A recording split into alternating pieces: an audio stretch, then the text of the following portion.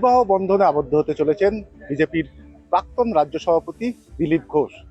আর কিছুক্ষণের মধ্যেই কিন্তু রেজিস্ট্রি ম্যারেজ সম্পন্ন হতে চলেছে দিলীপ ঘোষের প্রার্থী রিঙ্কু মজুমদার, বিজেপিরই মহিলা মোর্চার সদস্য তিনি। এবং যেখানে প্রাতঃভ্রমণ করেন দিলীপ ঘোষ, সেখানেই কিন্তু আলাপ হয় এই রিঙ্কুর সঙ্গে, এবং সেখানে রিঙ্কু দেবীর তরফ থেকে কিন্তু প্রস্তাব দেওয়া হয় দিলীপ ঘোষকে, এবং সেই প্রস্তাবে রাজিও হন দিলীপ ঘোষ। এবং সেক্ষেত্রে দিলীপ ঘোষের তরফ থেকে যেটা বক্তব্য, যে তার মা তাকে বলেন যে এই বিবাহের বিষয়, এবং তারপরেই সেই মায়ের সেই বক্তব্যকে সম্মান জানিয়েই কিন্তু বিবাহ বন্ধনে তিনি আবদ্ধ হতে চলেছেন। এই মুহূর্তে দাঁড়িয়ে বিজেপির রাজ্য সভাপতি হিসেবে বিভিন্ন নাম চর্চার মধ্যে রয়েছে, উঠে আসছে জল্পনায় দিলীপ ঘোষের নামও। আর সেই সময় এই বিবাহ বন্ধনে আবদ্ধ হতে চলেছেন দিলীপ ঘোষ, স্বাভাবিকভাবেই কিন্তু চমক লেগেছে রাজনৈতিক মহল সহ আমজনতার মধ্যেও। এবং এখনো পর্যন্ত যেটা আমরা জানতে পাচ্ছি, এই বাড়িতেই আর কিছুক্ষণের মধ্যেই রিঙ্কু মজুমদার তার আসার কথা রয়েছে, এবং তারপরেই এখানেই কিন্তু রেজিস্ট্রি ম্যারেজ সম্পন্ন হবে তাদের। আজকেই কিছুক্ষণ আগে বিজেপি রাজ্য সভাপতি সুকান্ত মজুমদার, পাশাপাশি সাধারণ সম্পাদক সংগঠন অমিতাভ চক্রবর্তী সহ বিজেপির বেশ কিছু নেতা নেত্রী তারা কিন্তু এসে শুভেচ্ছাও জানিয়ে গেছেন দিলীপ ঘোষকে। এবং বিজেপির রাজ্যসভার সাংসদ শ্রমিক ভট্টাচার্য তিনিও আসেন শুভেচ্ছা জানাতে। সব মিলিয়ে বলা যেতে পারে আর কিছুক্ষণেরই অপেক্ষা, এবং তারপর দিলীপ ঘোষ তিনি হতে চলেছেন বিবাহ বন্ধনে আবদ্ধ।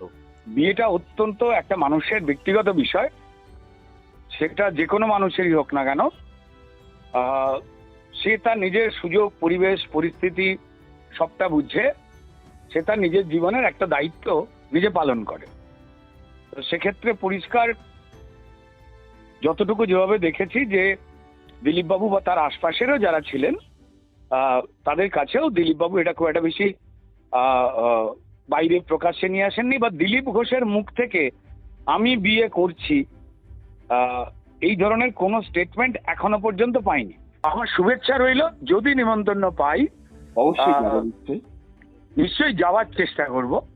যদি আমি পশ্চিমবঙ্গের সাধারণ মানুষ বলুন, দলীয় কর্মী বা মিডিয়া, প্রত্যেকের কাছেই যেহেতু খুব কড়া ভাষার মানুষ দিলীপ ঘোষ, তাই একটা প্রত্যেকেরই ধারণা ছিল, এবং মানুষের জন্য পুরো নিজের জীবনের একটা বিরাট বড় সময় তিনি অতিবাহিত করেছেন। তো তারপর লোকে মনে হয় যে জীবনে যে পেলব অনুভূতিগুলো সেগুলো বোধহয় একটা মানুষের পুরোটাই শেষ হয়েছে। কিন্তু দিলীপ ঘোষ বোধহয় প্রমাণ দিলেন যে নারকোলের খোলাটা যতই কঠিন হোক না কেন, ভেতরে নরম জল থাকে। দিলীপ দা জননেতা, সেই জন্য দিলীপ দার